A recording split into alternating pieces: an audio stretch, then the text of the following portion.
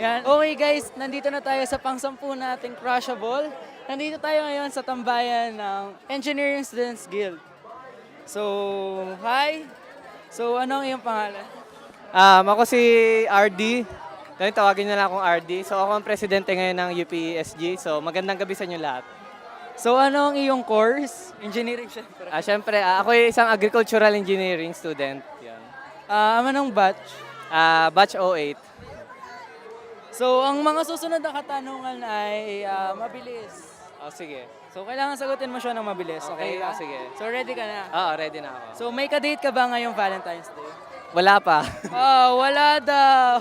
Wala bang taga-cheer na? Wala ka. Okay, so willing ka bang magbigay ng number sa audiences natin? Talaga? O sige. Para magkaroon. O sige. Zero, para i-text nyo ako, 0915-900-2891. Oh. Pinigay ko. So, straight ka ba? Yes, syempre naman. Virgin ka pa? ah, Pwede mong ibulong kung ano. bulong ko na lang. Oo, pwede. Parang ano eh. So, Parang obvious naman. bet mo bang magdo ng snowman? Konti lang.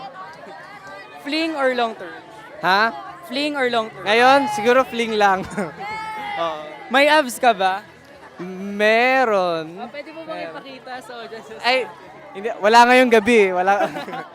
Bukas meron. Bukas. Ganun ba yan? Ha?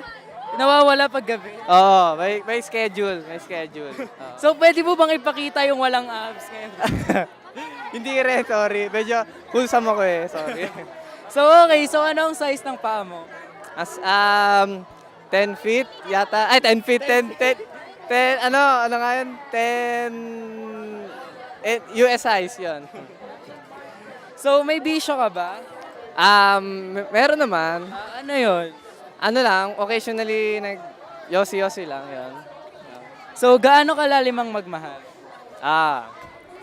Kasing lalim ng utak ko, ng mind ko. So, ayan, wala ka pa palang date sa Valentine's Day. So, game ka ba makipag-date sa hindi mo kilala? Doon sa magta-text sa'yo.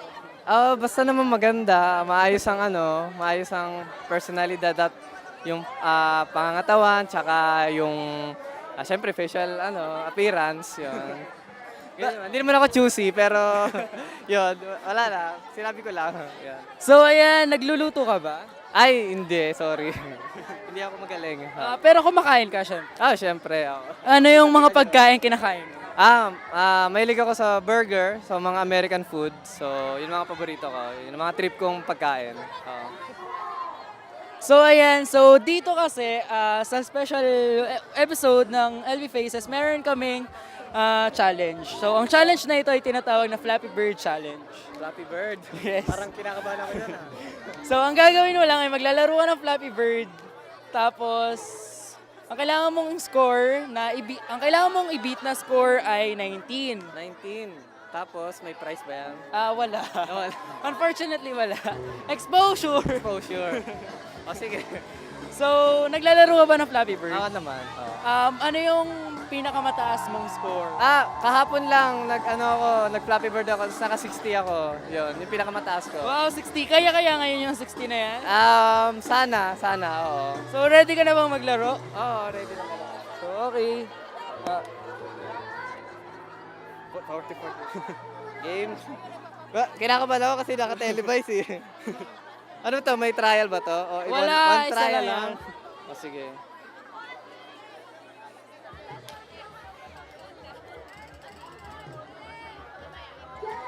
Ay! Talo. So, ayan guys, naka-4 siya. Ha? Mamatay. Wait lang, sorry. Ulitin natin yan ha. Edit mo yan. So, ayan guys, naka-4 siya. Hindi niya na-beat yung 19. So, pwede ka mag-try ulit. Balik ka sa amin sa studio. Sa studio. Yes. So ayan, maraming salamat sa pagpapa-interview. So may nais ka bang pasalamatan, i-promote? Oo. Yung photo booth nyo. Yan. Pinopromote ko yung aming photo booth. So, murang-mura lang siya, 50 pesos per print.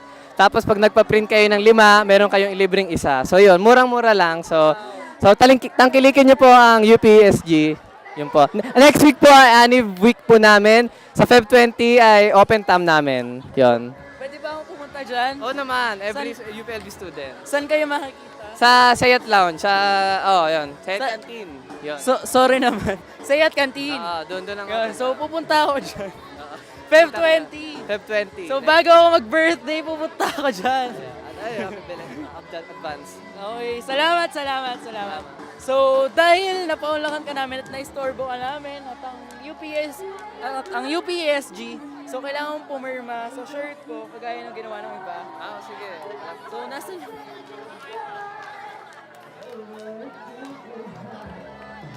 kahit saan. Parang nababading ako.